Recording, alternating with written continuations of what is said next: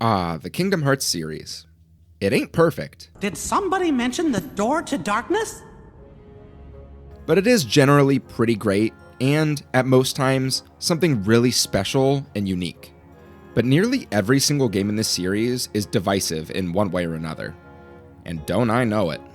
I mean, outside of KH2, which is widely and pretty unanimously agreed to be one of the good ones, people will just endlessly debate about which Kingdom Hearts game is the best, or, more often, which one is the worst. And listen, they've all got their negative qualities. Outside of KH1, because that game literally is perfect, I'll let you guys decide on whether or not that's a meme or whether I genuinely believe that. Kyrie's inside me?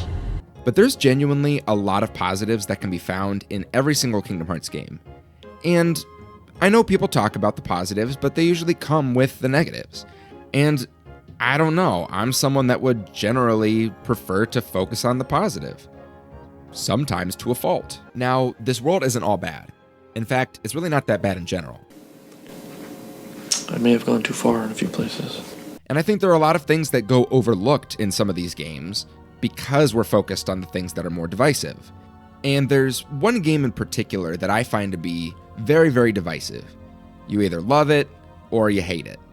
Or there's this kind of just middle of the road feeling where people just don't want to talk about it because it kind of makes them sick to their stomachs, and the more and more they think about it, it just kind of ruins their whole day. And I don't really blame you because you want to play a Disney hack and slash action game, but instead you wind up playing this sort of gacha game where you can't use any of your moves unless you're using cards, and the cards aren't really moves because the cards get countered by other cards, and the cards are on top of the cards because the cards break other cards, and you can only do moves that are based on the cards and cards.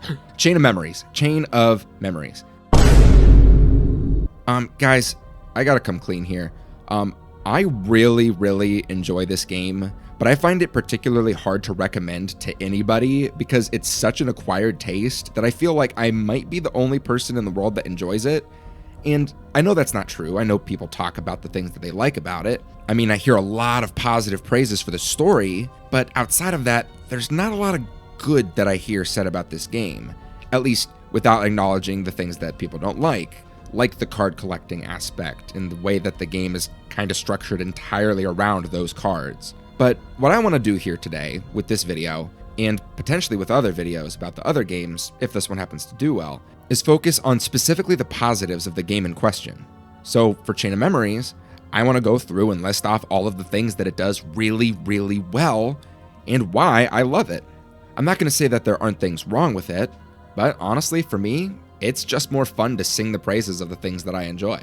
So for now, we're going to look at all of the best things about Kingdom Hearts Chain of Memories.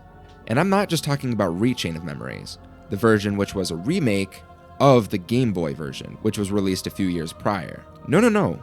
I'm talking about both. But a lot of the things that they accomplish as a team. But also there are certain things that they both individually do that I'd like to highlight. And talking about them together is something that I rarely see because the GBA version is often criminally overlooked and just forgotten about, even though it's really, really good. Definitely no nostalgia bias there. And to start off, well, it's the introduction of Organization 13. Not only is it handled really, really well here by creating interesting and uniquely designed characters that are incredibly mysterious and very edgy, with goals that are completely unknown to the audience at this time. It sets up Kingdom Hearts 2 and all future titles really, really well, and it often goes overlooked that, yeah, Organization 13 and Axel's whole thing gets started here. Oh, my name's Axel. Got it memorized? This game feels like a natural evolution of KH1. It's a lot darker and more mature, but this game has some really interesting stuff going on with the organization, where yeah, we don't know their goals, and we really don't know Axel's goals, where he's kind of going back and forth. Seems like he's kind of turning on his own guys, working in his own interests. It's really, really cool to see a character like this that we don't understand yet it lays the groundwork for a ton of development in the future. And is it just me, or were Organization 13 kind of coolest in this game? I mean, don't get me wrong, Organization 13 is always great, and I do love all of the members that are featured in KH2, but in this game, Lexius just fucking bodies Riku. And I mean, Larxene does the same to Sora. And Axel just straight up executes Vexen in one of the darkest moments in the entire series. And from here on, you might be thinking that Kingdom Hearts is gonna get darker and more mature. And, well, Swing this world, dance and Keep dancing!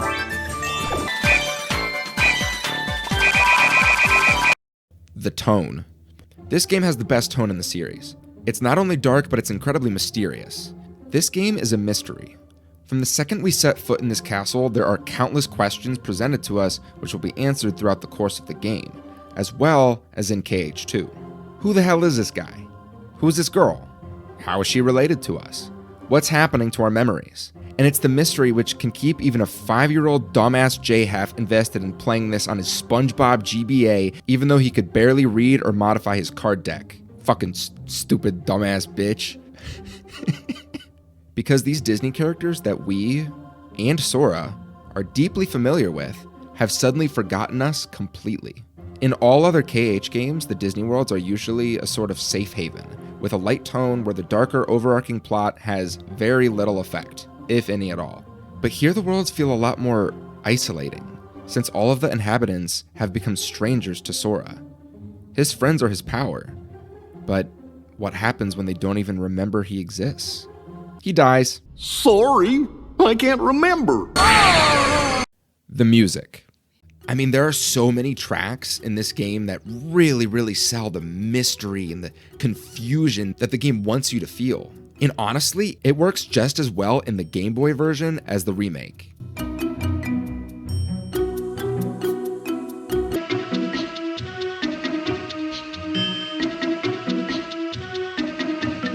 There are so many good, mysterious tracks, including Just Wondering, Disquieting, and even the Castle Oblivion theme, which is just, oh my god, it's perfection. And seriously, if I'm ever sitting up at 2 a.m. wishing for an existential experience where I can reflect on my entire life, I just put on the Castle Oblivion theme and just float away, man. Then we've got a number of criminally underrated combat tracks, including Struggle Away, Face It, with an exclamation point, The Force in You, and every single Marluxia track, of which there are 3, and they're all bangers, including Scythe of Petals, Graceful Assassin, and Lord of the Castle. That's right, he gets a different track for every one of his phases, even on the Game Boy version.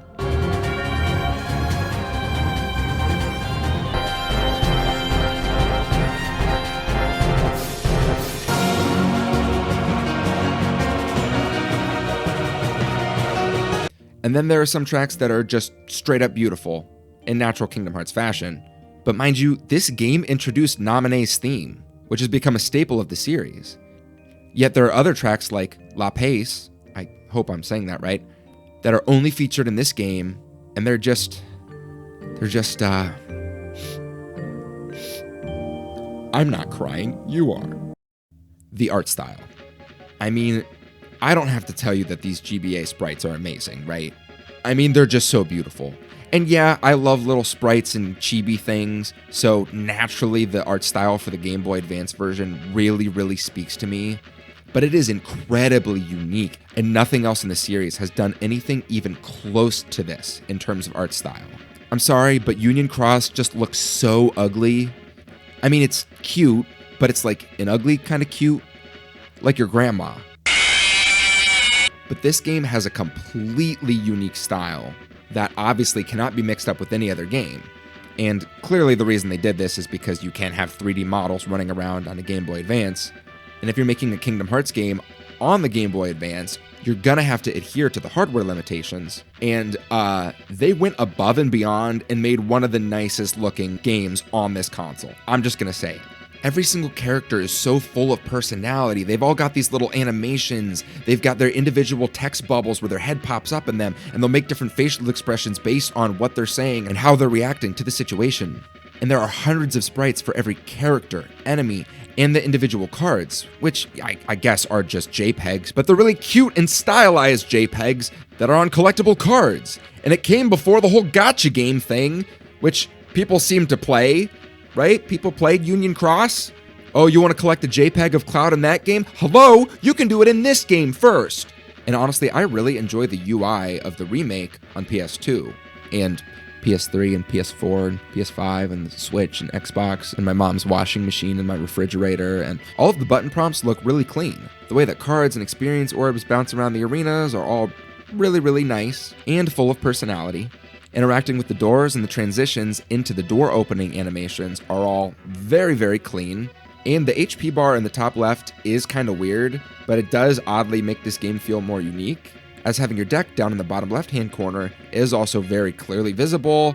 It's easy to see what you're highlighting and about to use in the heat of battle, which should be a lot to keep track of, but it's all very bold and clear and nice. Oh shit, did somebody say collecting cards? Wait, what was he saying about gacha games? Collecting. Guys, this was the original gacha game. It just was. You spend the entire game collecting cards that you can use in combat, and sleights, which combine your cards together to do specific and unique moves. If you're somebody who enjoys that aspect of games, or you're somebody that in general likes opening packs of cards and seeing what you get each time, every time I play this game, I will hoard my Moogle points until I have enough to just open up a Moogle room and buy out the dude's entire shop so I can do my own sort of pack opening, like Jake Paul with his Pokemon. God, what are you doing? That reference is like 4 years old. Do people even remember when Jake Paul was opening fucking Pokemon cards? Customized holographic first break Logan Paul NFT, basically a digital collectible. But I'm somebody that really likes TCGs and collecting cards. So in a game like this where you don't have to spend any real money and you can just fill out your entire collection and get every single card on your own by just opening packs is a lot of fun. I was a free-to-player in Union Cross, and I wanted to collect every single medal, which was absolutely impossible for me, but I still wanted to do it, and in Dark Road, I nearly did it as a free-to-player, and those cards don't even do anything! The game just plays itself! What am I doing here? But here you're building your own deck of cards where the order matters. Because as you level up and progress through the game, you'll also be collecting sleights that are much more powerful than the individual cards themselves. And they're pretty game-breaking if you abuse them. Though the odds of you finding a game-breaking sleight on your own is pretty unlikely, so if you want to go search it out, you can. Or you can just experiment and then yeah, maybe you might end up breaking the game and that might be fun for you. Or not, but it's pretty fun for me. But there you go. It feels rewarding to fill out the collection, but you're not just filling it out with good guys and recognizable keyblades and spells, you're also filling it out with all of the bad guys, which are always cooler than the good guys. Selecting what you get when you level up is also pretty cool. I'm somebody that really likes to see my HP bar grow, and no, that is not a euphemism. So I'll just select HP every time, even though it's a horrible idea for the progression of the game. Or if I'm feeling really into the deck building side of things, then I'll put nothing into HP and just put everything into CP so I can build a really, really good deck right off the bat that's all full of 9s and 0s and plenty of the bad guy cards. Oh yeah, did you know that you can use villains in your deck and they have their own unique effects that completely change the game? Like having your cards be uninterruptible for a certain amount of attacks or just giving you passive healing? Kingdom Hearts is an RPG series. So more customization options are always a good thing in my eyes. Not only can I build my deck however I want, but I can also level up however I want too, which makes for small but very valuable areas of gameplay variety, which then makes the game way more replayable in the future. Sweet. Dual campaign. Nearly every future Kingdom Hearts game has some sort of mechanic where you play as other characters, but none of them did it better than when you first completed Chain of Memories on the Game Boy and that reverse rebirth menu appeared for the very first time. What an amazing surprise it is to be able to play as Riku for his own entire campaign after you've already completed a full campaign with Sora. And mind you, Sora's campaign doesn't feel like it's half of something greater. No, you complete it and it feels like it's done. It's a solid ending and it's all wrapped up.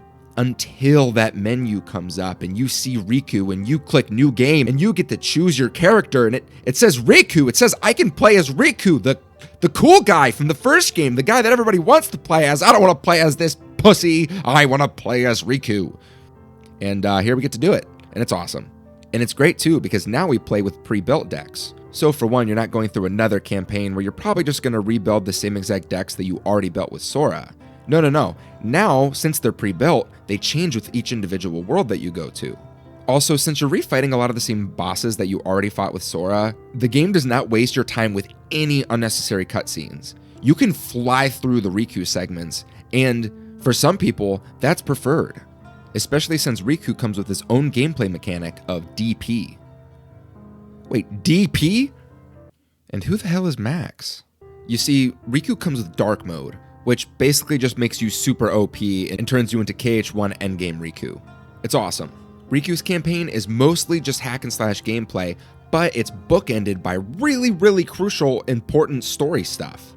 And it's amazing that this all comes after you've already beaten the game. You think it's over, and then now you've got an entire another campaign. The ending. Here's the thing.